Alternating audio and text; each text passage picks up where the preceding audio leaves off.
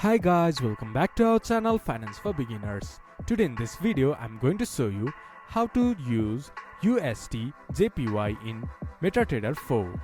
To do so, follow some simple steps with me. First of all, open your MetaTrader 4 application, then this type of interface will appear in your screen once you have logged into your account. From the top left corner you can see Market Watch. If this doesn't appear in your screen, just press Ctrl+M. Then it will pop up in your screen. You can also manually select Market Watch by clicking to View and clicking to Market Watch. Then it will appear in your screen. From here, select USDJPY.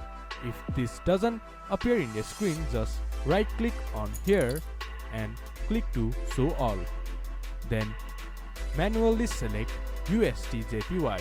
Double click on it. Then choose the volume, choose the type of order, then set stop loss limit and take profit limit, then click to sell or buy. This is how you can use USDJPY in MetaTrader 4. This much for today's video. If you guys find our video helpful, please leave a like and comment.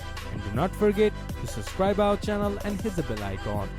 I'll see you guys again in our next video. Thank you for watching.